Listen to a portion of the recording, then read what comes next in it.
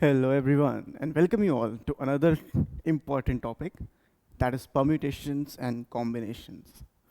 तो कुछ बातें इस चैप्टर की बड़ी खास हैं कि ये चैप्टर अपने लिए तो इम्पॉर्टेंट है ही, साथ साथ प्रोबेबिलिटी का ही ये बिल्डिंग ब्लॉक है. सो इसके बिना प्रोबेबिलिटी करना इस लाइक अंधेरे में तीर चलाना. सो अगर आपने एक बार परम्यूटेशन कॉम्बिनेशन सीख लिया तो आपने प्रोबेबिलिटी का मोस्ट ऑफ द पार्ट सीख लिया है. अब परम्यूटेशन कॉम्बिनेशन है क्या? Is just a shortcut to counting. Permutation combination है क्या? इट्स जस्ट अ शॉर्टकट, एक शॉर्टकट है टू काउंट. ठीक है, यहाँ पे हम चीज़ों को काउंट करते हैं. जैसे हाँ, वही काउंटिंग 1 + 2 + 3 यही सब काउंटिंग जो आप करते थे, यहाँ पे हम चीज़ों को काउंट करते हैं लेकिन स्मार्ट वे से. यहाँ इंपॉर्टेंट पार्ट क्या है? स्मार्टली हमें काउंट करना है. बड़ी बड़ी चीज़ों में कितने अरेंजमेंट्स पॉसिबल होते हैं, कैसे सिलेक्शन पॉसिबल होता है. तो परम्यूटेशन कॉम्बिनेशन को समझेंगे, बेहतरीन तरीके से समझेंगे. सारे फॉर्मूला, सारे कंसेप्ट्स आज हम यहाँ रिवाइज करेंगे. Questions will do in the next video, जो सब्सिक्वेंट वीडियो होता है जहाँ पे हम जेईई मेंस के क्वेश्चंस के बारे में डिस्कस करते हैं. ये बात आपके लिए जानना ज़रूरी है कि यहाँ पे जो परम्यूटेशन है इसका मीनिंग होता है अरेंजमेंट. परम्यूटेशन जो वर्ड है इसका मीनिंग ही होता है अरेंजमेंट, और कॉम्बिनेशन का मतलब ही होता है सिलेक्शन. तो क्वेश्चन पहचानना कैसे परम्यूटेशन का है या कॉम्बिनेशन का है, या दोनों ही लग रहे होंगे. तो बेसिकली आपको अगर सेलेक्ट करने को बोला जाए तो क्वेश्चन कॉम्बिनेशन का होता है. किसी चीज़ को अरेंज करने को बोला जाए, 3 लोग हैं, एक रो में अरेंज करना है, तो दैट इज परम्यूटेशन. अगर 5 लोग हैं, उसमें से 3 को सेलेक्ट करना है, सो दैट इज कॉम्बिनेशन. तो ये डिफरेंस होता है परम्यूटेशन एंड कॉम्बिनेशन में.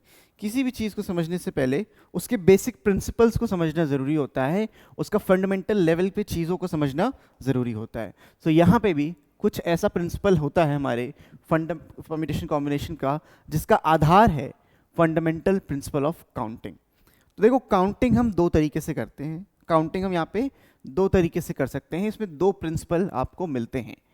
एक प्रिंसिपल आपका होता है एडिशन का, जहाँ पे हम चीज़ों को ऐड कर रहे हैं, या फंडामेंटल प्रिंसिपल ऑफ एडिशन भी बोलते हैं, will known as addition principle. और एक प्रिंसिपल आप बोल सकते हो मल्टीप्लिकेशन का. So you have multiplication principle. ठीक है, तो ये 2 प्रिंसिपल आपको यहाँ पे मिलते हैं, addition principle and multiplication principle. अब समझना कैसे, इसको आप समझ गए तो काउंटिंग का आप आधार समझ जाओगे. काउंटिंग को करना कैसे, ये चीज़ आप बेहतरीन तरीके से जान पाओगे. तो जो एडिशन प्रिंसिपल होता है वो कब यूज़ करना है, मल्टीप्लिकेशन कब यूज़ करना है, ज़रा ध्यान से सोचो इस चीज़ को. मानो कि मेरे पास एक काम है, मुझे एक काम को करना है. एक काम को करने के m अलग तरीके हैं और सेम काम को करने के n अलग तरीके हैं. तो मेरे पास टोटल जो तरीके हैं उस पर्टिकुलर काम को करने के, वो m + n है. फॉर एग्जाम्पल, देखो एग्जाम्पल दे के समझाऊंगा ताकि कोई दिक्कत ना हो किसी भी बात से. फॉर एग्जाम्पल, आपको भाई लखनऊ से जाना है, आपको जाना है लखनऊ से कानपुर. ठीक है, एक रूट जो है लखनऊ का है भाई, लखनऊ से कानपुर के उधर से, मतलब कि आप घूम के जाओगे तो यहाँ से 2 रास्ते हैं, और लखनऊ से कानपुर के अगर आप साउथ तरफ से जाओगे तो आपके पास 3 रास्ते हैं. ये सिर्फ मैं एग्जांपल ले रहा हूँ. यहाँ पे 2 रास्ते थे और यहाँ पे 3 रास्ते थे. तो आप ये बताओ, लखनऊ से कानपुर अगर आपको पहुँचना है तो आपके पास कितने रास्ते हैं? टोटल आपके पास 2 यहाँ, 3 यहाँ, टोटल आपके पास 5 वेज हैं to reach from Lucknow to Kanpur. यहाँ पे क्या हुआ, एक ही इवेंट को हम डिफरेंट तरीके से कर रहे हैं, तो वो जो डिफरेंट तरीके हैं वो तरीके ऐड होते हैं. जितने डिफरेंट तरीके होते हैं, डिफरेंट तरीके ऐड होते हैं. तो this is your addition principle. ठीक है, तो कोई एक इवेंट है, इसको ऐसे समझ सकते हो, कोई इवेंट है, उस इवेंट को करने के, यहाँ पे लिख लेते हैं, एक कोई आपका इवेंट है, उस इवेंट को करने के आपके पास m वेज हैं. एक तरफ से जाओगे तो m वेज हैं, और उसी इवेंट को करने के एक n number of veg extra हैं. सेम इवेंट है, m वेज एक तरीके से, n वेज अलग तरीके से होगा. तो जो टोटल नंबर ऑफ वेज होगा, जो आपका टोटल वेज होंगे, that would be m + n ways. That would be m + n ways. ठीक है, तो ये होता है टोटल हो जाता है. अब मल्टीप्लिकेशन प्रिंसिपल समझते हैं, कानपुर से थोड़ा सा आगे जाते हैं, ठीक है। मानो कि लखनऊ से कानपुर जाने के आपके पास जो रास्ते थे, जो आपके पास तरीके थे, लखनऊ से कानपुर जाने के आपके पास जो तरीके थे, हमने कहा चलो ठीक है, टोटल मिला के लखनऊ से कानपुर जाने में मेरे पास 5 वेज थे, 5 रास्ते थे, ठीक है, ऐसे समझ लो, या 3 रास्ते, 2 रास्ते, जो भी आप कहना चाहो। लखनऊ से कानपुर जाने के मेरे पास टोटल 3 रास्ते हैं, 3 वेज हैं। और कानपुर से दिल्ली जाने के पास, दिल्ली जाने के लिए, कानपुर से दिल्ली जाने के लिए मेरे पास 2 रास्ते और हैं। तो जो टोटल रास्ते मेरे पास है, टोटल तरीके हैं जो मैं ट्रैवल कर सकता हूँ, कितने होंगे? जस्ट थिंक, अगर मैं इस रास्ते को ए बोलूँ, बी बोलूँ, इसको सी बोलूँ, इसको मैंने डी और ई बोल दिया जस्ट फॉर एग्जांपल, या फिर एक्स वाई बोल दो थोड़ा सा और डिफरेंशिएट करने के लिए, इसको एक्स बोल दिया, इसको वाई बोल दिया। अब देखो मैं लखनऊ से, अब मुझे क्या करना है, मुझे लखनऊ से दिल्ली पहुंचना है, तो लखनऊ से दिल्ली में कैसे पहुंच सकता हूँ? हो सकता है भाई मैंने ए रास्ता चुना, उसके बाद मैंने एक्स चुन लिया, या ये भी हो सकता था मैंने ए चुन के मैंने वाई चुन लिया, है ना। तो ए के साथ जाते जाते मेरे को 2 रास्ते मिल गए। सेम काम बी से होगा। आप अगर लखनऊ से बी रास्ता चुन के कानपुर गए हो और कानपुर से एक्स वाला चुन के दिल्ली चले गए, या लखनऊ से बी वाला चुन के कानपुर गए, देन कानपुर से दिल्ली वाई वाला चुन के चले गए, तो ये भी हो गया। सिमिलरली आप सी और एक्स वाला यूज़ कर सकते हो, या सी और वाई वाला रूट यूज़ कर सकते हो। तो इन टोटल आप देख सकते हो आपके पास 6 तरीके हो जाएंगे। तो यहाँ पे क्या सोचना है, यहाँ पे कितने वेज आ रहे हैं? 3 × 2 6 नंबर ऑफ वेज हमारे पास आ रहे हैं।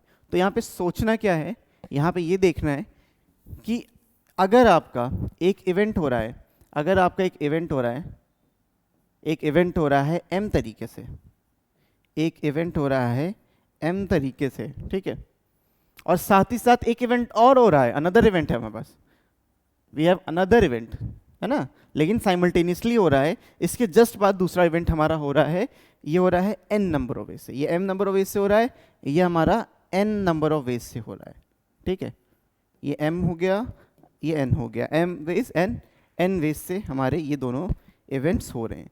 तो जो साइमल्टेनियस अकरेंस होगा, मतलब इसके जस्ट बाद ये हो रहा है, तो यहाँ पे सब साइमल्टेनियस अकरेंस की बात करते हैं, एक के बाद एक वे की बात करते हैं।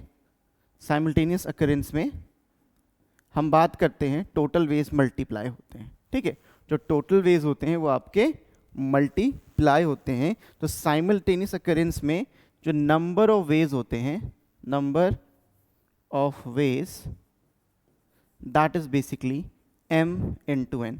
जो चीज़ एक के बाद एक हो रही होगी वो आपका m × n वेज से आप उसको बोलोगे, ठीक है, जो एक के बाद एक चीज़ हो रही होगी वो m × n वेज से होगी, ठीक है, m × n वेज से आपकी होगी। और यहाँ पे आपका देखो m + n वेज होते हैं। So I hope this is clear to all of you. m × n and m + 1। तो this is all fundamental principle. एक ही इवेंट को 2 डिफरेंट तरीके से करोगे तो वो तरीके ऐड होते हैं, ये आपका एडिशन प्रिंसिपल कहता है। अगर आप 2 डिफरेंट इवेंट और एक के बाद एक हो रहे हैं तो वहाँ पे मल्टीप्लिकेशन लगाना है। पूरी बात यहाँ पे बस इतनी सी थी और कुछ भी नहीं, ठीक है। आई होप ये चीज़ समझ में आ गई होगी। बात कर लेते हैं फैक्टोरियल की। फैक्टोरियल क्या होता है? अब फैक्टोरियल को जनरली हम इस तरीके से रिप्रेजेंट करते हैं n फैक्टोरियल, ठीक है। फैक्टोरियल को जो जनरल रिप्रेजेंटेशन है वो लिखा जाता है n factorial, where n is a whole number, where n is a whole number, मतलब 0 से स्टार्ट होगा एंड अप टू इन्फिनिटी आपका वो नंबर जा सकता है। तो इंपॉर्टेंट बात ये होता क्या फैक्टोरियल? तो कभी भी आपको n फैक्टोरियल लिखा दिखे तो आप ये समझना कि आप n से लेके एक एक नंबर लेस करते जा रहे हो और आप 1 तक पहुंचते जा रहे हो। मल्टीप्लिकेशन कहाँ तक जा रहा है? ये 1 तक आपको सारे नंबर्स को मल्टीप्लाई करते जाना है। This is the definition, this is the definition of n factorial, this is the definition of n factorial, ठीक है। तो अगर मैं यहाँ पे कभी लिखता हूँ इफ आई राइट 1 फैक्टोरियल, तो 1 × वही 1 तक जाना है तो इसका आंसर तो 1 हो जाएगा। इफ आई राइट 2 फैक्टोरियल तो ये 2 × 1 which is nothing but 2। If I right 3 factorial तो 3 × 2 × 1 which is 6। 4 फैक्टोरियल ये आपका 4 × 3 × 2 × 1 हो जाता है ना, this is 24 and so for and so on, ठीक है। ऐसे ही 5 फैक्टोरियल लिख लोगे, 5 × 4 × 3 × 2 × 1 ये हो जाएगा आपका 120। Similarly 6 factorial. अब एक चीज़ समझो, 6 फैक्टोरियल को मैं ऐसे लिख सकता हूँ 6, अब ये चीज़ सेम आ जाएगी तो इसको मैं ऐसे लिख सकता हूँ 6 × 5 फैक्टोरियल विच इज 720।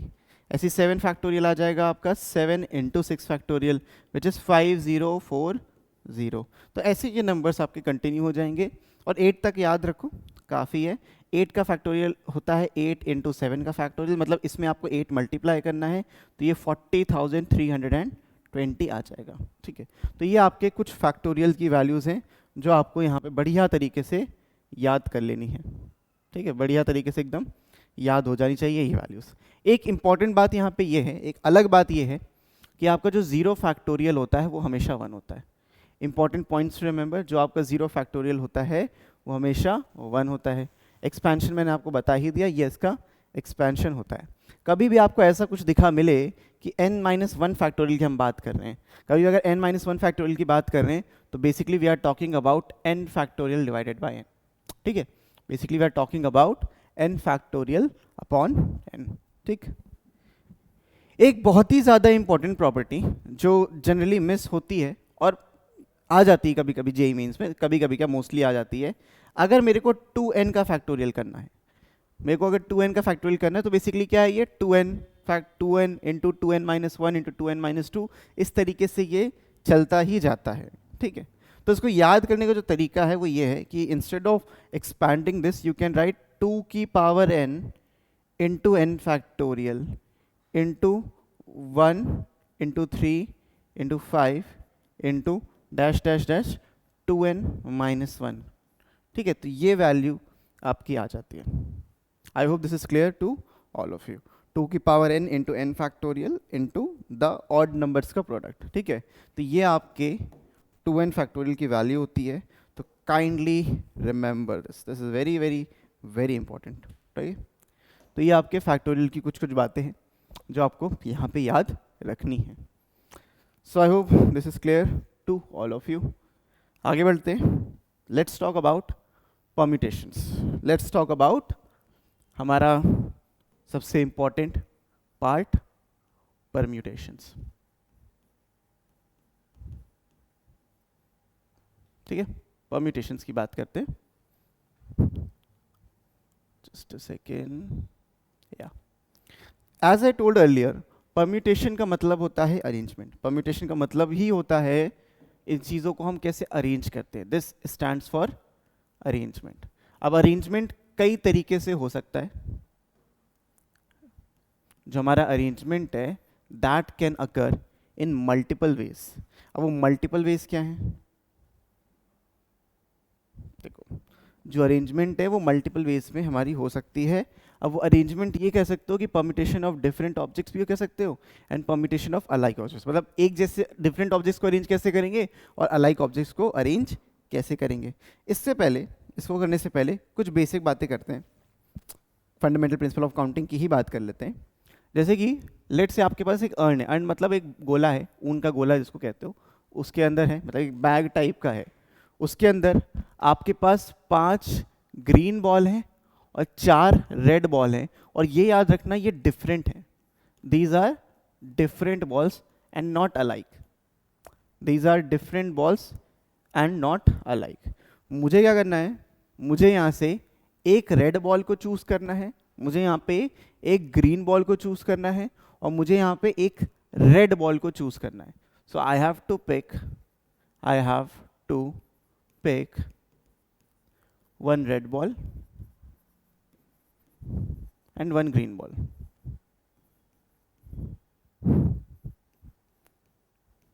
एक रेड बॉल लेना है और एक ग्रीन बॉल लेना है।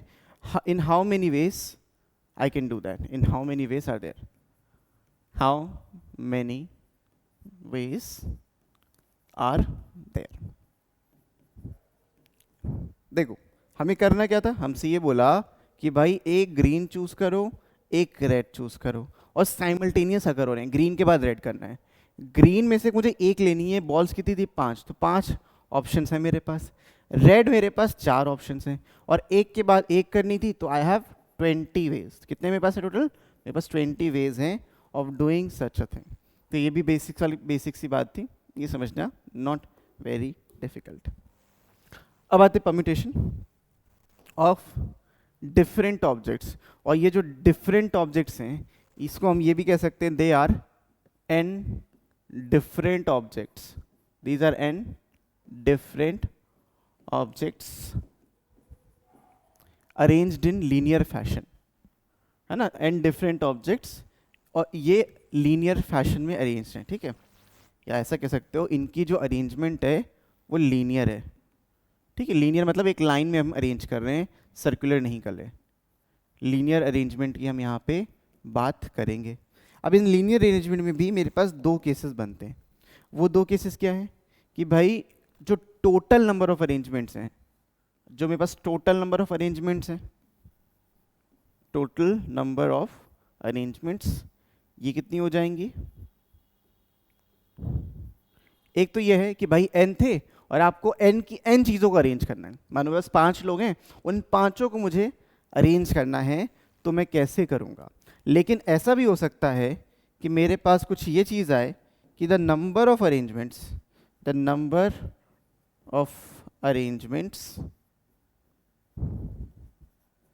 of our distinct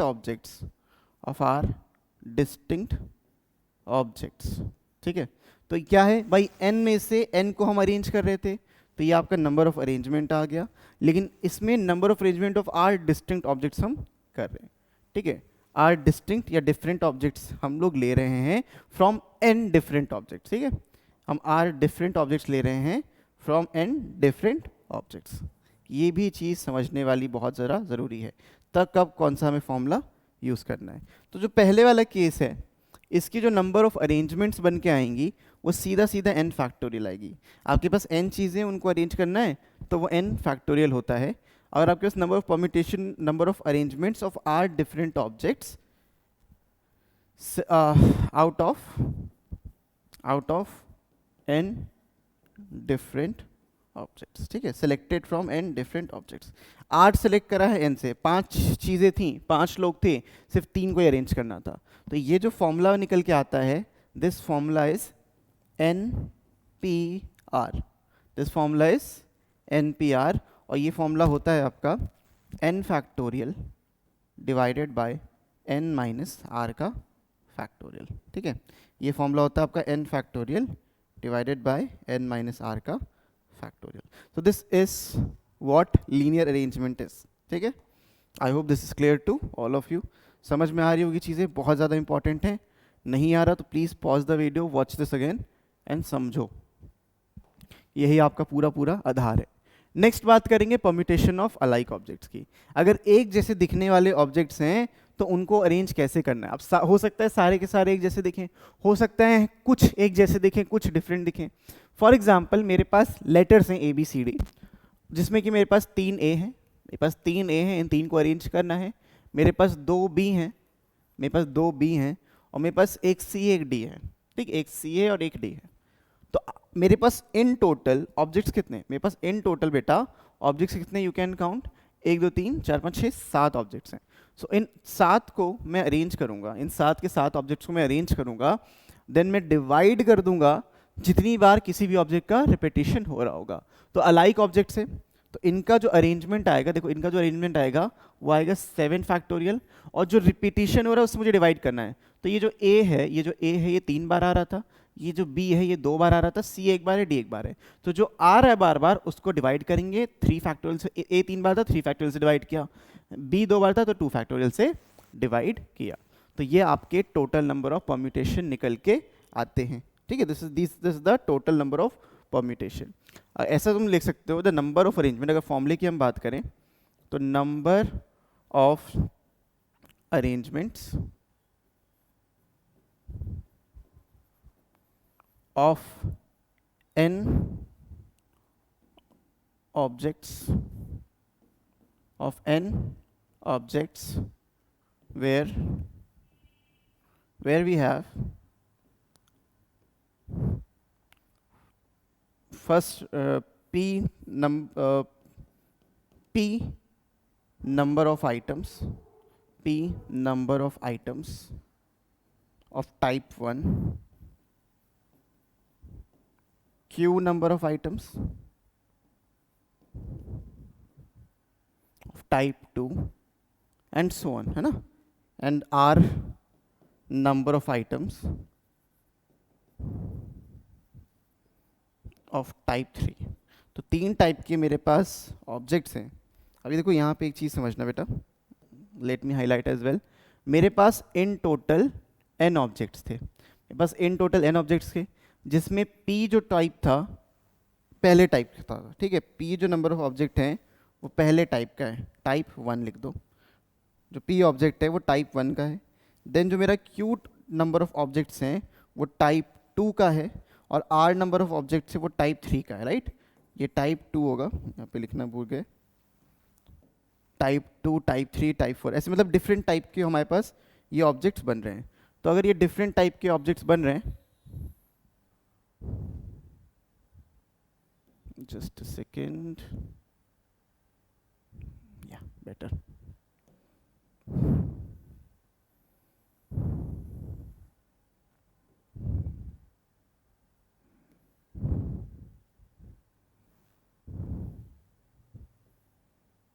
तो इसमें जो टोटल नंबर ऑफ अरेंजमेंट आएगी वो आएगी n फैक्टोरियल। टोटल ऑब्जेक्ट्स आपके पास n थे, जिसमें p टाइप 1 के थे, q टाइप 2 के थे, और r टाइप 3 के थे। तो ये होंगे आपके total number of objects.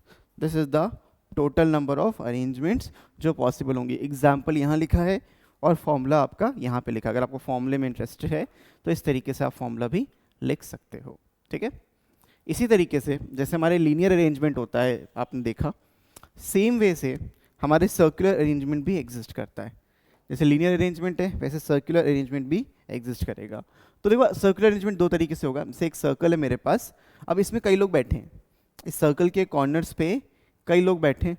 Let's say 5 लोग हैं, फॉर एग्जांपल 5 है, मेरे पास ए है, देन बी है, then I have C, D and E.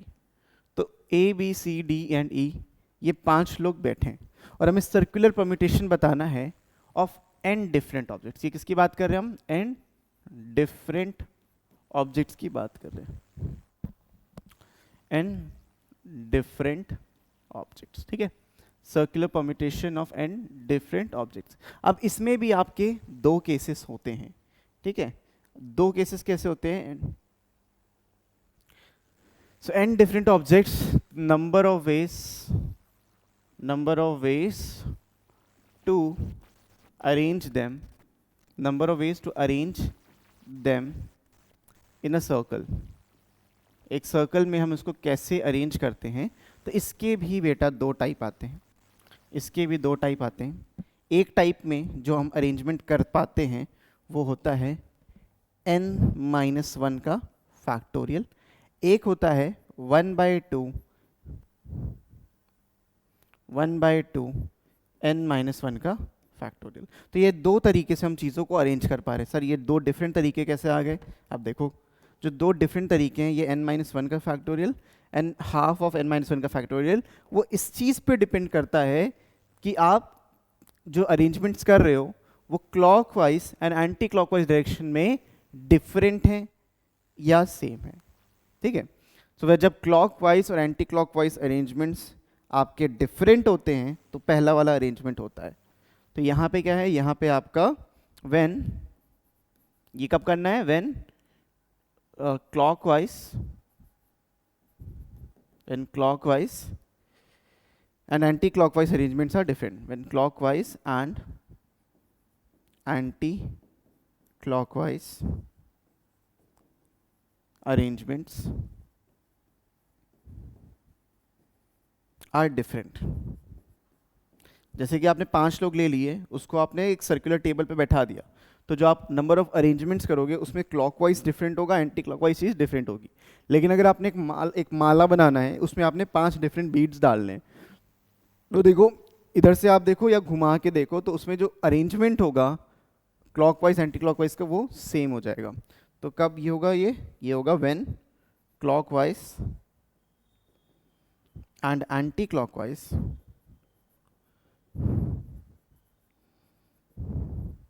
arrangements are same, arrangements are same, ठीक है।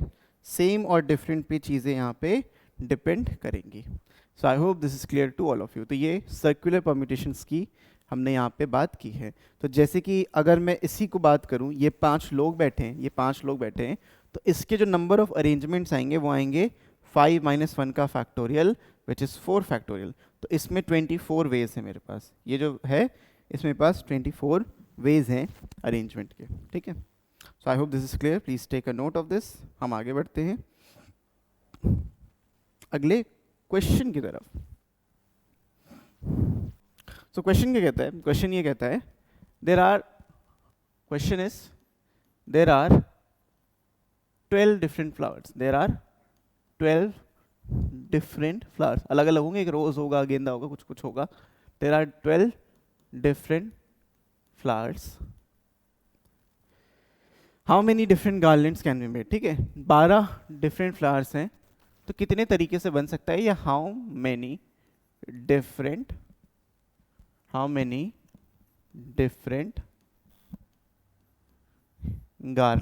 गार्लैंड्स मतलब माला होता है, कैन बी मेड, कितने माला आप बना सकते हो, ये आपसे क्वेश्चन पूछा गया है। तो भाई यही मैंने बोला स्टार्टिंग में ही कि जब हम चीज़ों को उठा के घुमा पा रहे हैं और उसका क्लॉकवाइज और एंटी क्लॉकवाइज जो अरेंजमेंट है वो सेम है, तो वो कौन सी कैटेगरी में आएगा, हाफ ऑफ n-1 फैक्टोरियल। तो ये बेसिकली होगा ये कि भाई देखो एक सर्कल है आपके पास, ये सर्कल है, इसमें हमें 12 डिफरेंट फ्लावर्स को अरेंज करना है। तो भाई 12 डिफरेंट फ्लावर्स को आप ऐसे यहाँ पे रख सकते हो, है ना, कुछ यहाँ पे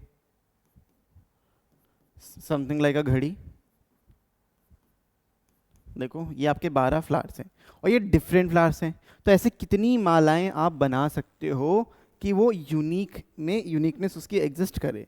तो इसका जो आंसर आएगा वो आएगा 12 - 1 का फैक्टोरियल डिवाइडेड बाय 2। तो answer will be 11 factorial divided bye 2, ठीक है, this is the answer, 11 factorial divided bye 2, ठीक है। आई होप समझ में आ गया होगा। अब बात कर लेते हैं कॉम्बिनेशन की, ये भी तो इंपॉर्टेंट है। Let's talk about combination. Let's talk about combination,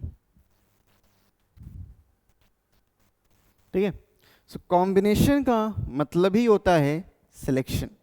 as discuss earlier, जो कॉम्बिनेशन होता है उसका लिटरल मीनिंग होता है सिलेक्शन। तो यहाँ पे हमें चीज़ों को सेलेक्ट करना है, ठीक है, लिटरल मीनिंग इज सिलेक्शन। चीज़ों को सेलेक्ट हम कैसे कर सकते हैं, यही चीज़ हम यहाँ पे देखेंगे। अब जो कॉम्बिनेशन होता है वो वेरियस तरीके से होता है, सिलेक्शन भी इसी तरीके से होगा, कॉम्बिनेशन ऑफ डिफरेंट ऑब्जेक्ट्स, और या मैं ये भी कह सकता हूँ एन डिफरेंट ऑब्जेक्ट्स, या कॉम्बिनेशन ऑफ अलाइक ऑब्जेक्ट्स। तो जब हम डिफरेंट ऑब्जेक्ट्स की बात कर रहे होते हैं तो नंबर ऑफ सिलेक्शन, एक second, okay, combination of different objects की जब हम बात कर रहे होते हैं तो मेरे पास टोटल n आइटम्स होते हैं, n नंबर ऑफ आइटम्स होते हैं, और उसमें से मुझे r सेलेक्ट करने होते हैं। So the number of veg, इसका जो बनेगा ये बनेगा, इससे ले लेते हैं, the number of ways of selecting word is the important word, of selecting r different objects, of selecting r different objects, selection of r different objects out of n different objects, out of n different objects, ठीक है। तो यहाँ पे एक सीधा सीधा formula आपका use होता है, and that formula is known as NCR। तो जो ये NCR होता है इसको आप एक्सपैंड कर सकते हो n factorial divided by n - r का फैक्टोरियल इंटू r का फैक्टोरियल। तो ये आपका फॉर्मूला बनता है ऑफ सिलेक्शन, ठीक है। NCR होता है n factorial n - r factorial into r का फैक्टोरियल। तो ये आपके सिलेक्शन का सीधा सीधा आधार या सीधा सीधा फॉर्मूला होता है, ठीक है। तो दिस इज वेरी इजी, जब डिफरेंट चीज़ें दी हों, जब डिफरेंट होगा तो करना आसान होगा। तो सर डिफ़िकल्ट कब है? डिफ़िकल्ट तब है जब चीज़ें सेम दी हों। हाँ जी, डिफ़िकल्ट तब है जब चीज़ें आपकी सेम दी हों। जैसे कि कॉम्बिनेशन ऑफ अलाइक ऑब्जेक्ट जब हम करते हैं, so in this type of combination we make cases. यहाँ पे हमें केसेस बनाने होते हैं।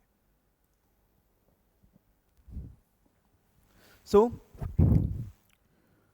we deal with this concept, we deal with this concept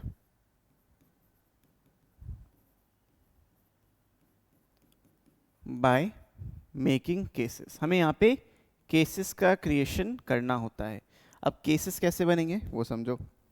suppose we have, suppose यार को इसको से लिख देते हैं. Suppose we have A, B and C. ठीक है, मेरे पास ये है, A है, B है, A 3 बार A है, देन B है और C है, एक C है. In how many ways we can select 3 objects. अब मुझे इनमें से 3 ऑब्जेक्ट्स को सेलेक्ट करना है. ठीक है, इन हाउ मेनी वेज, क्या कंटिन्यू कर सकते हैं. इन how many veg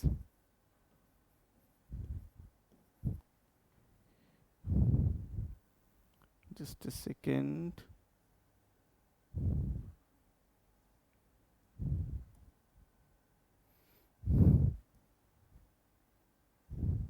Okay, let's get rid of this. ये मेरे पास केसेस हैं. तो क्वेश्चन है in how many veg, in how many veg 3 objects can be selected. ठीक है, in how many veg 3 objects can be selected. तो ये question है बेसिकली आपका. इन how many veg 3 objects can be. अब मैं selected जरा ऐसे लिख लेता हूँ. ठीक है, in how many veg 3 objects can be selected. तो ये आपका क्वेश्चन है. मेरे पास 3 A है, 2 B है और एक C है. कितने तरीके से आप 3 ऑब्जेक्ट्स को सेलेक्ट कर सकते हो वो देखते हैं. तो यहाँ पे जो केसेस बनेंगे वो 3 केसेस बनेंगे कि भाई हो सकता है जो हो तीनों डिफरेंट हो. पहला केस क्या है, पहला केस ये है 3 डिफरेंट. मुझे 3 ऑब्जेक्ट सेलेक्ट करने तो मुझे 3 डिफरेंट लेने थे. दूसरा केस क्या है, 2 alike and 1 different. 2 alike and 1 different. और तीसरा केस ये होगा कि ऑल अलाइक, है ना, all 3 alike letters. 3 different objects अगर मुझे सेलेक्ट करने हैं, तो 3 ऑब्जेक्ट सेलेक्ट करने हैं, डिफरेंट की कोई बात नहीं है. 3 ऑब्जेक्ट्स मुझे अगर सेलेक्ट करने हैं तो मैं किस तरीके से सेलेक्ट यहाँ पे कर सकता हूँ. अच्छा, अब अगर मुझे 3 डिफरेंट ऑब्जेक्ट सेलेक्ट करने हैं तो इन 3 में से मैं किसी एक ए को चूज करूंगा. एंड इट डजेंट मैटर मैं कौन सा चूज कर रहा हूँ, मुझे सिर्फ एक ए चाहिए. इन 2 बी में से मुझे एक बी चाहिए और सी में से मुझे सी तो चाहिए. तो there is only one way जहाँ पे मैं A, B and C choose कर सकता हूँ. यानी एक ही तरीका है जहाँ से मेरे पास तीनों डिफरेंट आएंगे. ठीक है, अब 1 डिफरेंट एंड 2 अलाइक. अब 2 अलाइक होने चाहिए. 2 अलाइक मतलब हो सकता है वो ए हो सकता है वो बी हो. इसके अलावा तो और कोई केस नहीं बन सकता. और जो भी इसके बाद आएगा वो डिफरेंट होगा. मतलब अब यहाँ पे ए नहीं आ सकता, या तो बी आएगा या तो सी आएगा. सिमिलरली यहाँ या तो ए आएगा या तो सी आएगा. तो आप खुद देख सकते हो यहाँ से आपको 4 ऑब्जेक्ट्स मिल जाएंगे, है ना. अब ये तुम्हें कैलकुलेट करने की कोई ज़रूरत है नहीं, सिर्फ इतना समझो आपके जो अलाइक ऑब्जेक्ट्स आ सकते थे वो या तो इस ग्रुप से आ सकते थे या तो वो इस ग्रुप से आ सकते थे. तो इन 2 ही ग्रुप में से कोई एक अलाइक ऑब्जेक्ट, मतलब वो 2 चीज़ हम उठाएंगे लेकिन उठा तो एक रहे ना. तो इन दोनों ग्रुप में से मुझे किसी एक ग्रुप को सेलेक्ट करना है. तो what I am going to do is I am writing 2C1. ठीक है, इन 2 ग्रुप्स में से मुझे किसी एक ग्रुप को सेलेक्ट करना है. अब जो 2 ग्रुप में से एक ग्रुप मैंने सेलेक्ट कर लिया उसको मुझे भाव भी नहीं देना. मानो मैंने यहाँ पे बी वाला कर लिया था.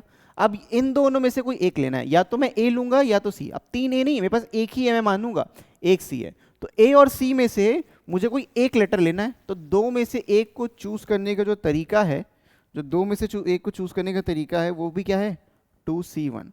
एंड ये आपस में मल्टीप्लाई होगा. तो 2C1 2 होता है, 2C1 फिर से 2 होता है, 2 2 2 4 हो जाता है. तो ये आपका होता है 2C1 इंटू 2C1. जैसे अभी हमने केसेस बना के भी दिखाया था वही चीज़ यहाँ पर है. ठीक है, अब मैं बात करता हूँ तीनों अलाइक. अब मुझे 3 लेटर्स लेने और तीनों सेम होने चाहिए. अब वो खाली यहाँ से आ सकते हैं. ये जो ग्रुप है ये इकलौता ऐसा ग्रुप है जो मुझे तीनों सेम देगा. ना मुझे बी मिलेगा ना मुझे सी, मतलब तीनों ए में लिखूंगा, तीनों ए. तो यानी कि मेरे पास एक ही ग्रुप था और उस एक ग्रुप में से मुझे एक पूरा ग्रुप उठा लेना है। तो यहाँ पे जो मैं लिख रहा हूँ 1C1, that mean there only one way. तो ये तीन जो केसेस आपके बन के आए हैं, जो तीन आपके केसेस बन के आए हैं, तो तीनों में से कुछ एक हो रहा होगा। तो टोटल वेज मतलब किसी काम को करने के या तो m तरीके, n तरीके, p तरीके, m n p ऐड हो जाएगा। तो जो टोटल वेज होंगे वो हो जाएंगे 1 + 4 + 1 विच इज 6। तो we have 6 ways of doing such a thing कि मुझे इन ऑब्जेक्ट्स में से चूज करना है 3 ऑब्जेक्ट्स को। ठीक है, मुझे 3 ऑब्जेक्ट्स को यहाँ पे चूज करना है। I hope this is clear, बहुत बढ़िया तरीके से। तो this is combination of different objects and combination of alike objects. तो अब बात कर लेते हैं ज़रा प्रॉपर्टीज़ की। तो कुछ प्रॉपर्टीज़ इसकी भी जो बहुत ज़्यादा इंपॉर्टेंट है, कॉम्बिनेशन परम्यूटेशन मिला के है। तो जो सबसे इंपॉर्टेंट प्रॉपर्टी है वो इंपॉर्टेंट प्रॉपर्टी ये है कि अगर आप लिखते हो NCR, this can also be written as NCN-R। तो यहाँ पे मैं वो सिलेक्टिव प्रॉपर्टी, बहुत इंपॉर्टेंट प्रॉपर्टी को बताऊंगा।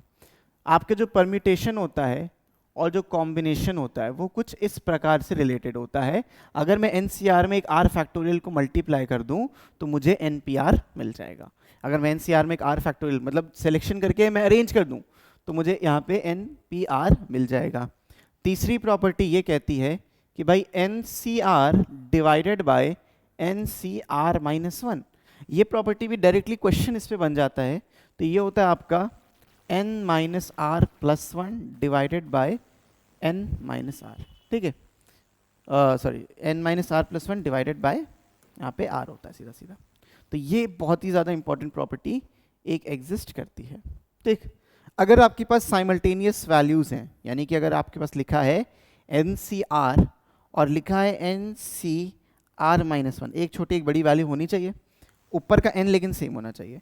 तो ये जो वैल्यू बनती है that becomes n+1 CR, that becomes n+1 and CR। ठीक है, इसके बाद फिफ्थ प्रॉपर्टी ये कहती है कि अगर मैं NC0 से लेके NC1, NC2 इन सारे नंबर्स को ऐड करता चलूँ NCN तक, तो मुझे जो वैल्यू मिलेगी वो हमेशा मिलेगी 2 की पावर n, हमेशा मिलेगी 2 की power n। This is the fifth property. ठीक, ओके। सिक्स्थ प्रॉपर्टी ये कहती है अगर देखो आपका NCX है, ये NCY के बराबर है। ठीक है, अगर आपका NCX NCY के बराबर है तो इसके दो मीनिंग हो सकती हैं, इसकी आपकी दो मीनिंग हो सकती हैं। या तो x और y आपस में बराबर हो, या फिर x प्लस y की जो वैल्यू है वो n के बराबर हो। तो ये एक मीनिंग और ये एक मीनिंग, दोनों मीनिंग इसकी पॉसिबल हैं। जेईई मेंस में जो मल्टीपल चॉइस क्वेश्चंस आते हैं तो इसको ध्यान में रखते हुए जरा क्वेश्चंस को सॉल्व करिएगा। ठीक है, सेवेंथ प्रॉपर्टी, अगर मैंने लिखा हुआ है कहीं R into N C R, इस तरीके से लिखा R into N C R, तो इसको हम ये भी लिख सकते हैं by n into n-1 CR-1। इस तरीके से भी ये लिखा जा सकता है।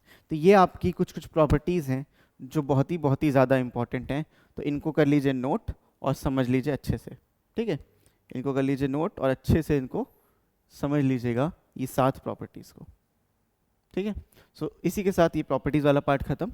अब हम बात कर लेते हैं डिस्ट्रीब्यूशन की। ठीक है, डिस्ट्रीब्यूशन मतलब ये होता है कि आपके पास काफ़ी सारी चीज़ें हैं और उनको किसी ग्रुप्स में डिस्ट्रीब्यूट करना है। समझो, इसको हम परम्यूटेशन से भी समझ सकते हैं और ऐसे नॉर्मली भी एज अ डिफरेंट कॉन्सेप्ट भी समझ सकते हैं। तो डिस्ट्रीब्यूशन समझो किस तरीके से होता है।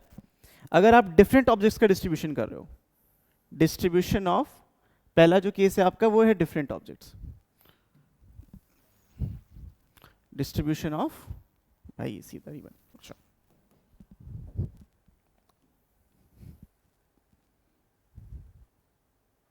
ठीक। सो जो डिस्ट्रीब्यूशन होगा वो पहली बात डिफरेंट ऑब्जेक्ट्स के लिए भी हो सकता है, of different objects, distribution of different objects. और ये जो डिस्ट्रीब्यूशन हो सकता है वो सेम ऑब्जेक्ट्स का भी हो सकता है, of alike object, distribution of से different objects and of alike objects. तो दो तरीके का हमें डिस्ट्रीब्यूशन पे काम करना है। अब ऑब्जेक्ट्स जो हैं बेसिकली हम यहाँ पे ग्रुपिंग कर रहे हैं, डिस्ट्रीब्यूशन मतलब हम क्या कर रहे हैं, हम यहाँ पे ग्रुपिंग कर रहे हैं। अब बहुत ध्यान से समझना, हम यहाँ पे ग्रुपिंग कर रहे हैं। तो मान लो आपके पास 6 चीज़ें थी, मान लो आपके पास 6 चीज़ें थी और मुझे उन 6 चीज़ों को ग्रुप में बांटना है। एक ग्रुप में 2 चीज़ें आएंगी, एक ग्रुप में 3 चीज़ें आएंगी और एक ग्रुप में 1 चीज़ आएगी। ठीक है, एक ग्रुप में 2 चीज़ें आएंगी, एक ग्रुप में 3 चीज़ें आएंगी, एक ग्रुप में 1 चीज़ आएगी। तो यू हैव 6 वेज। ठीक है, 6 चीज़ें हैं तुम्हारे पास, 6 टॉफ़ी समझ लो, 6 डिफरेंट टॉफ़ीज़ हैं। एक ग्रुप में मैंने 2 डिफरेंट टॉफ़ीज़ बांधनी है, एक ग्रुप में मुझे 3 डिफरेंट टॉफ़ी बांधनी है, एक डिफरेंट में एक ही टॉफ़ी बांधनी है और मुझे फिर ये बांटनी है। तो जो ग्रुपिंग करी है मैंने, जो ग्रुपिंग करी है और नंबर ऑफ अरेंजमेंट जो इस चीज़ के पॉसिबल होंगे वो सीधा सीधा क्या होता है भाई, 6 फैक्टोरियल, 2 फैक्टोरियल, 3 फैक्टोरियल और 1 फैक्टोरियल। तो टोटल में से जितने की ग्रुपिंग करी है उनको डिवाइड कर देना है, डायरेक्ट मेथड होगा। ठीक है, this is the direct method. तो एक और कुछ एग्जांपल लेके समझते हैं। देखो मेरे पास अगर 9 चीज़ें हैं, इफ़ आई हैव 9 थिंग्स, मेरे पास 9 चीज़ें यहाँ पे, थोड़ा सा इसको और ऊपर कर लेते हैं, वी नीड थोड़ी सी space. I am grouping things. ठीक है, यहाँ पे हम ग्रुपिंग कर रहे हैं। For example if I am grouping 9 या 8 डिफरेंट चीज़ें, ठीक है, मैं 8 चीज़ों की ग्रुपिंग कर रहा हूँ। अब इन 8 चीज़ों को मैं डिस्ट्रीब्यूट कर रहा हूँ 4 डिफरेंट चीज़ों में। ठीक है, 4 डिफरेंट चीज़ों में, 3 में और 1 में, 4 3 और 1, 4 3 और 1 में। ठीक है, तो ये ग्रुपिंग हो रही है। 4 का एक बंडल बनाया मैंने, 3 का एक बंडल बनाया और 1 का एक बंडल बनाया। तो ये 3 मैंने बंडल क्रिएट किए हैं, कुछ इस तरीके से क्रिएट किए हैं। तो जो नंबर ऑफ वेज आएंगे, डिस्ट्रीब्यूशन होगा, वो आपका हो जाएगा 8 factorial divided bye 4 factorial, 3 factorial and 1 factorial. तो जितने की आप ग्रुपिंग कर रहे हो वो ग्रुप्स खाली आपको डिवाइड करने हैं। बट ध्यान क्या देने वाली चीज़ है, मानो आपने 15 लिए, यू हैव 15 चीज़ें। ठीक है, if you have 15 things and इनका मुझे ग्रुप बनाना है कुछ इस तरीके से कि भाई देखो मैंने 2 का ग्रुप अलग कर लिया, फिर 2 का ग्रुप अलग कर लिया, फिर 2 का ग्रुप अलग कर लिया, ऐसे 3 का एक ग्रुपिंग कर ली, 3 की एक ग्रुपिंग कर ली और एक 3 की ग्रुपिंग और कर ली। तो मैंने जो 15 चीज़ें थी वो मैंने इस तरीके से ग्रुप में बांट दी हैं। तो आप ध्यान से इसको समझो, बहुत बहुत ध्यान से समझना। जो 15 चीज़ें थी, 3 2 5 2 9 एंड 6 15, तो टोटल 15 चीज़ों की ग्रुपिंग कुछ इस तरीके से हो रही है। तो इसके जो नंबर ऑफ वेज आते हैं, आपको टोटल नंबर ऑफ ऑब्जेक्ट्स लिखने विच इज 15 फैक्टोरियल, फिर जो जो ग्रुप जैसे अभी तक हम करते आए थे वही लिखना है जो डिवाइड कर रहे थे। देखो 2 2 2 है ना, यहाँ पे 4 3 था तो 4 3 1 हो गया, तो 2 का एक ग्रुप बना था, 2 का एक ग्रुप बना था, 2 का एक ग्रुप बना था। फिर सिमिलरली 3 का एक ग्रुप बना था, 3 का एक ग्रुप बना था और 3 का एक ग्रुप बना था। अब अगर आपने इतना कर लिया तो आप आधे सही हो। आधे क्यों? क्योंकि देखो ये जो 2 2 की आपने ग्रुपिंग करी है, अब ये जो 2 2 की ग्रुपिंग करी है, कितनी ग्रुपिंग है 2 की उसको फिर से डिवाइड कर दो। जितनी भी ग्रुपिंग होंगी 2 की या जितने भी नंबर की, उसको फिर से डिवाइड कर देना है। तो 2 की मेरे पास 3 ग्रुपिंग है तो मैं यहाँ पे 3 फैक्टोरियल से डिवाइड करूंगा, और 3 की भी 3 ग्रुपिंग है तो अगेन मैं 3 फैक्टोरियल से डिवाइड करूंगा। So this is the total number of distributions I will get. ठीक है, this is the total number of distribution I am getting. इसको एक एग्जाम्पल से और समझते हैं। फॉर एग्जाम्पल मेरे पास 9 चीज़ें हैं, 9 चीज़ों में मैंने करी 2 की ग्रुपिंग अलग, 2 की ग्रुपिंग अलग, 3 अलग और 5 अलग। ठीक है, ये मैंने करा। अब समझना, 2 अलग 2 अलग, और या फिर चलो एक और 2 ले लेते हैं। एक मैंने 2 और ले लिया, एक मैंने 3 ले लिया। ठीक है, ये ले लिया। तो मेरे पास पूरी 9 चीज़ें थी, 9 चीज़ें थी। जो ग्रुपिंग होती है उनको तो डिवाइड करते हैं 2 फैक्टोरियल 2 फैक्टोरियल 2 फैक्टोरियल, और ये 3 फैक्टोरियल भी है। लेकिन इसके बाद जो सेम तरीके की ग्रुपिंग दिख रही है, 3 बार आ रही ना, 3 टाइम्स, जो सेम तरीके की ग्रुपिंग जितनी बार आ रही होंगी उसको मैं वापस से डिवाइड करूंगा। यही चीज़, यही कंसेप्ट है डिस्ट्रीब्यूशन का। ठीक है, आई होप आपको ये बहुत बहुत अच्छे तरीके से समझ में आ रहा होगा। ठीक, और अगर अलाइक ऑब्जेक्ट्स की बात करें, अलाइक ऑब्जेक्ट्स की भी बात कर लेते हैं। तो अगर बस अलाइक ऑब्जेक्ट्स हैं, if I have N alike objects, so N alike objects to be distributed, distribute ही तो करना है, N alike object to be distributed, जैसे एक तरीके की टॉफीज है मेरे पास, उन टॉफीज को मुझे 4 लोगों में बांटना है या 5 लोगों में बांटना है, तो इसका क्या होगा, ठीक है, N alike objects to be distributed among R people, ठीक है, अमंग आर पीपल। तो भाई ध्यान से समझना इसको, स्ट्रेट फॉरवर्ड फॉर्मूला है। तो इसका जो फॉर्मूला होता है वो होता है n plus n minus one C R minus one. Simple सा फॉर्मूला है, ये आपको याद रखना है। फॉर्मूला याद रखो, इतने वेज होंगे आपके पास, these are the number of ways, ठीक है। समझो ऐसे 5 टॉफीज हैं, मुझे 2 लोगों में बांटना है। If I have 5 same toffees और मुझे इन 2 लोगों में बांटना है, 5 टॉफीज को मुझे अगर 2 लोगों में बांटना है, तो मेरे पास जो नंबर ऑफ वेज होंगे वो 5 प्लस 4c1, तो 9 वेज हैं मेरे पास। 9 तरीके से मैं टॉफीज को बांट सकता हूँ, ठीक है। और उसको अरेंज करने को बोला जाए, आप अरेंज भी कर सकते हो, किसको कौन सा प्राइज मिल रहा है या कुछ, तो उसको you can arrange as well, ठीक है। सो वेट अ सेकेंड, इसको थोड़ा सा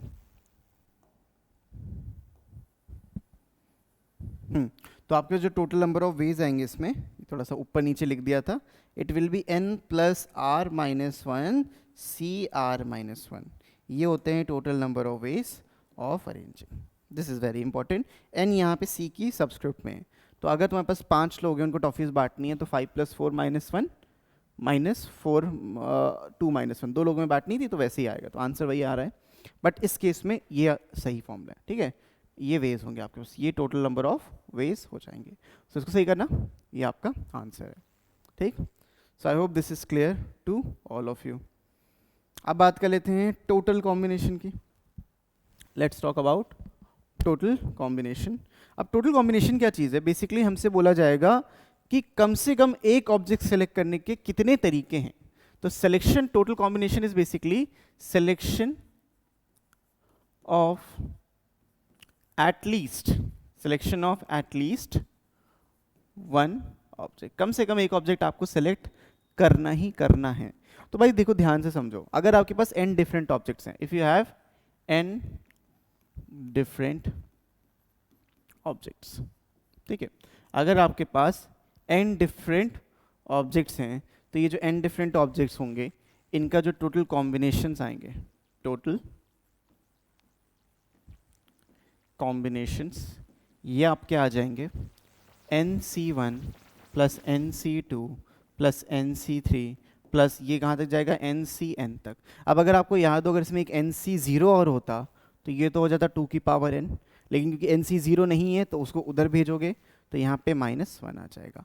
तो ये आपका बेसिकली टोटल कॉम्बिनेशंस यहाँ पे बन रहे हैं। एक एग्जाम्पल को समझ के करते हैं, ठीक है। मानो ये कि भाई आपके पास है 2 A हैं, you have A, B and B, 4 C और 1 D, 4 C हैं, 4 C एंड एक सिंगल D है। तो जो टोटल कॉम्बिनेशन बन सकते हैं of selection of at least one object, तो यहाँ से जो आपके टोटल कॉम्बिनेशन आएंगे, इसको आप ऐसे डायरेक्टली भी लिख सकते हो, जो टोटल, क्योंकि इतने सारे ऑब्जेक्ट्स हैं, जो टोटल कॉम्बिनेशंस आएंगे वो आएंगे, देखो ए के कितने, ए के 2 हैं, तो या तो आप एक दोनों ए लोगे या एक लोगे या फिर एक भी ए नहीं लोगे। इसको समझो, आपके पास 2 ए हैं, यू हैव 2 A's, राइट। तो how many ways you have, you will either choose A के, you will either choose 2A और you will either choose no A, right.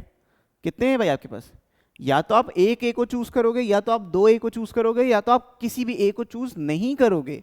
तो ए को चूज करने के मेरे पास 3 तरीके हैं, समझे। ए को लेने के मेरे पास 3 तरीके हैं, सेम बी के साथ है। अगर आपके पास 3 बी हैं, तो या तो आप 1 बी लिया होगा आपने, या तो आपने 2 बी लिए होंगे, या तो आपने 3 बी लिए होंगे, या फिर आपने नो बी, एक भी नहीं लिया होगा, हो सकता है, करेक्ट। हो सकता है आपने एक भी यहाँ पे बी नहीं लिया होगा, तो यहाँ पे आपके पास 4 आ जाएंगे।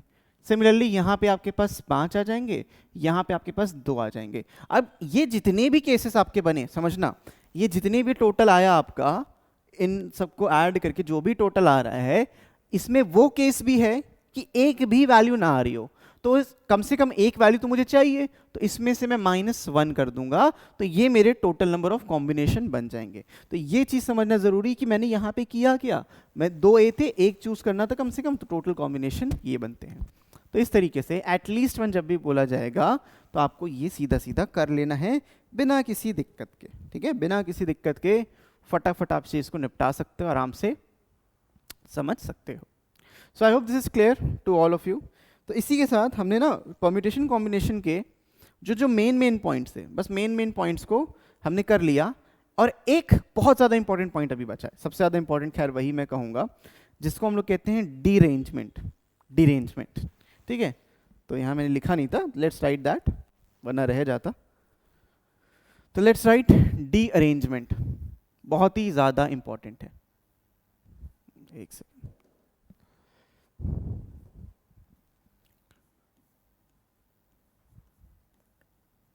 डीअरेंजमेंट, ठीक है, डीअरेंजमेंट की हम यहाँ पे बात करेंगे। Very very very important topic, ठीक। तो ऐसे समझो कि अगर आपके पास n एनवेलप्स हैं, बहुत अच्छे एग्जांपल समझा रहे हैं। Suppose you have n envelopes, suppose you have, या इसको अभी ऐसे नहीं लिख के लिख लेते हैं भाई, मानो आपके पास n एनवेलप्स हैं, राइट, आपके पास n एनवेलप्स हैं और आपके पास n लेटर्स हैं, n लेटर्स, n एनवेलप्स हैं और उसमें आपके पास n लेटर्स हैं। तो जो इसके नंबर ऑफ डी अरेंजमेंट्स आएंगे, अब डी अरेंजमेंट क्या होता है कि जिस एनवेलप का जो लेटर होगा उसको छोड़ के वो किसी में चला जाए, जिस एनवेलप का जो लेटर होगा उसको छोड़ के किसी और में वो चला जाए, ऐसे प्रोसेस को हम डी अरेंजमेंट कहते हैं। अपने एनवेलप में नहीं जाना चाहिए, जो लेटर है, जैसे लेटर 1 है, एनवेलप 1 में जाना चाहिए था, वो ना जाए, उसके अलावा कहीं भी जाए। तो ऐसे कितने केसेस बन सकते हैं, तो नंबर ऑफ डी अरेंजमेंट्स जो आएंगे, नंबर ऑफ डी अरेंजमेंट्स जो आएंगे,